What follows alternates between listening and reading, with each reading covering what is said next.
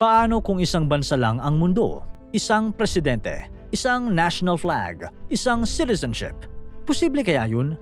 Ano nga kayang mangyayari kung ang mundo na may 195 countries ay maging isang bansa na lang? Pwede kayang mawala na ang mga giyera, magkaroon na ng solusyon sa climate change, o kaya naman baka magdulot pa ito ng mas malawakang pagre-rebelde ng mga tao? At paano pa makakasigaw ng Pinoy Pride ang mga Pilipino kung iisang bansa na ang mundo? Tara, pag-usapan natin. Sa totoo lang, iisang mundo lang ang lahat at walang scientific na dahilan para sa pagkakabahabahagi ng mga bansa. Ang pagkakahati-hati ay resulta ng historical events, political decisions, at cultural differences. Ngunit paano kaya kung pagsasamahin na lang natin ang lahat ng bansa sa mundo at gawing isang bansa na may iisang pamahalaan? Isipin mo ang populasyon ng mundo ngayon. Mahigit 8 bilyong tao ang magsasama-sama sa isang bansa na pamumunuan ng isang leader. Tulad ng nangyari sa Pilipinas na binuo sa ilalim ng kolonyal na pamahalaan ng mga Kastila noong 16th century. Pinagsama-sama ang iba't ibang tribo sa isang pamahalaan. Bago ito, ang Pilipinas ay binubuo ng mga kaharian na may kanya-kanyang sistema at kultura.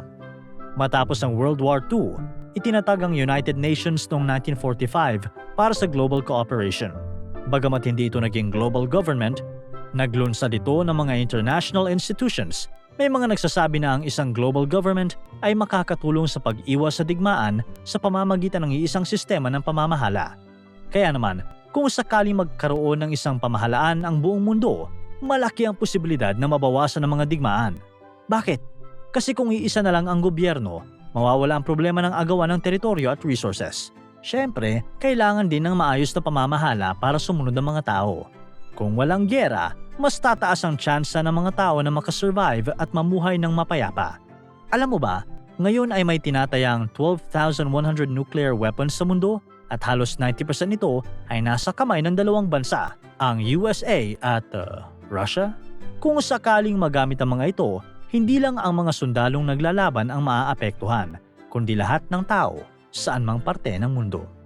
Kaya't kung may isang gobyerno na magkokontrol sa lahat ng bansa, malaki ang tulong nito para sa peace and order. Kung may isang bansa na lamang ang mundo, posible rin na mas magkaroon ng equality sa lipunan. Isipin mo, mababawasan ang gasto sa armas at ang matitipid ay magagamit sa mga bagay tulad ng global healthcare, education at technology. Kaya mas maraming tao ang magkakaroon ng magandang healthcare at services saan man sila sa mundo. Dahil isang gobyerno na lang ang magmamando, magiging mas madali ang pag-implement ng pare-parehong batas. Mas magiging simple ang pagprotekta sa mga karapatang pantao at pag-set ng mas safe na labor standards. Kaya mas magiging pareho rin ang quality of life at opportunity para sa lahat. Biruin mo, ang minimum wage sa Pilipinas magiging kasing taas na rin ng sa Amerika. Kung may isang bansa na ang mundo, magiging game changer ito sa panahon ng krisis. Imaginein mo na lang kapag may malakas na bagyo o lindol, magiging mas mabilis ang pag-rescue. Walang delay dahil sa border issues o political red tape. Lahat ng pondo at kagamitan ay agad na maipapadala sa mga nangangailangan. At sa mga disease epidemics naman, ang isang pamahalaan ay gagawing smooth ang global health response. Ang mga gamot at vaccines ay may papamahagi sa lahat ng sulok ng mundo nang walang hassle. Wala nang shortage sa supplies sa mga developing countries dahil ang lahat ay konektado sa isang sistema. Isa sa mga magandang mangyayari kung isang bansa na lang ang mundo ay ang mas mabilis na pag-address at pag-resolve ng global warming. Ngayon kasi, medyo mahirap ito dahil sa iba't ibang regulasyon ng bawat bansa at mga leader na may iba't ibang pananaw tungkol sa climate change.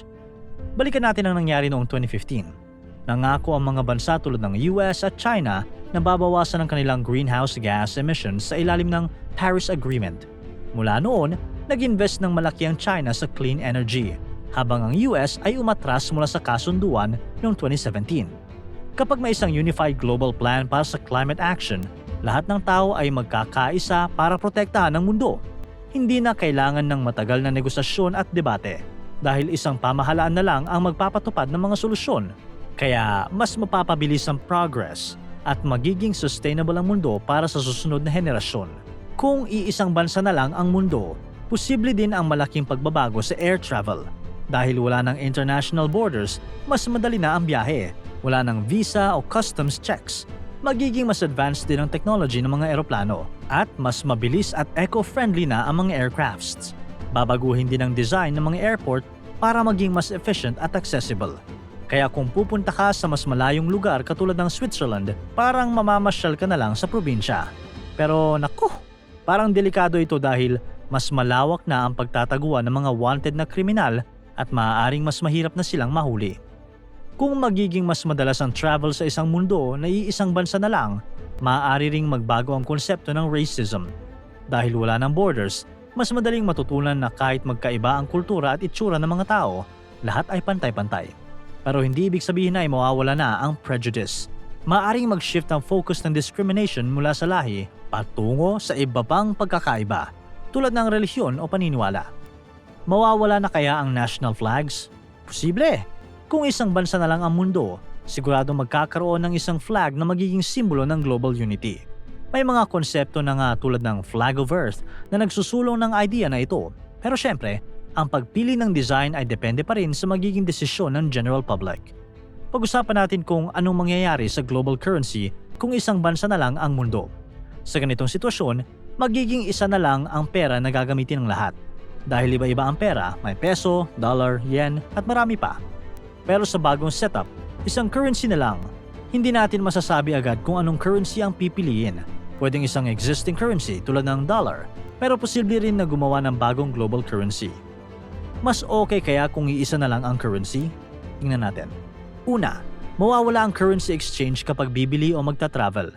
Hindi mo na kailangan magpapalit ng pera, kaya mas madali at mura para sa lahat. Lalo na sa mga negosyo, mawawala rin ang problema sa changing exchange rates. Pangalawa, malaking epekto ito sa mga developed countries tulad ng China at US na ngayon na may economic advantage dahil sa kanilang malalakas na currency. Kapag iisa na lang ang pera, magiging pantay-pantay ang halaga ng pera sa lahat. Kaya kahit ang mga developing countries ay magkakaroon ng mas magandang pagkakataon para umasenso. Mukhang ayos to ah. Ikaw, mas gusto mo na ba ngayon na iisang bansa na lang ang mundo? Kahit na may mga potential benefits ang pagiging iisang bansa ng mundo, masasabi nating it's complicated pa rin. Sa Pilipinas, may mga lider na tulad ng presidente, kongresista, gobernador, mayor, barangay captain at sangguniang kabataan. Kahit maraming namumuno, may mga isyong hindi pa rin napagkakasunduan. Isipin mo, parang masyadong malaki ang mundo para pamunuan ng iisang tao. Kung ang mga proyekto ng gobyerno sa isang barangay ay hindi naaabot, paano pa kaya kung buong mundo ang sakop? Pwedeng mahirapan ng global leader na masiguro na ang lahat ng tao, saan man sila nakatira, ay makakakuha ng tama at nararapat na serbisyo tulad ng ospital, paaralan, kuryente at pagkain. Ito pa, ang pinakadelikado sa pagkakaroon ng isang global leader ay ang posibilidad na maling tao ang mailagay sa posisyon. Kahit na democratic pa ang proseso ng pagpili, hindi mawawala ang banta ng corruption. Hindi natin masisiguro na ang ating magiging leader ay walang masamang intensyon. Kung iisang bansa na lang ang mundo, paano na ang Pinoy Pride? Mawawala na rin ba ang Miss Universe? At ano na ang ipaglalaban ni Manny Pacquiao? Ang pagkakaroon ng global leader ay pwedeng magdulot ng pagkawala ng mga unique na kultura at tradisyon. Pati na rin na ang nationalism na makakaapekto sa mga cultural practices at festivals na nagbibigay excitement at entertainment sa marami. Ang pagkawala rin ng nationalism ay pwedeng magpabagal sa teknolohiya. Halimbawa, noong Cold War, ang space race ng US at Russia ay nagbigay ng malaking boost sa development ng technology. Kung wala na ang nationalism, baka mawalan tayo ng ganitong drive para sa innovation. Kahit na magandang pakinggan ang ideya ng isang gobyerno para sa buong mundo, maraming challenge ang dapat na malampasan. Maraming tao ang tututol at magpoprotesta sa ganitong malaking pagbabago. Ang pagkakaroon ng isang gobyerno na may central power ay posibleng maging dahilan ng korupsyon at hindi pantay na pagtrato sa mga tao. Bukod pa rito, ang pagsasanib ng iba't ibang kultura, relihiyon at interes o climate mula sa iba't ibang bansa ay magiging sobrang mahirap. Sa madaling salita, magkakaiba ang mga lugar at magkakaiba rin tayo ng pinagdaraanan. Kaya kahit na maganda ang ideya ng global government, ang dami nitong komplikasyon na mahirap gawan ng solusyon. Para tuloy-tuloy ang saya at kwentuhan, huwag kalimutan mag-subscribe sa Bubbly YouTube channel at pindutin ang notification bell.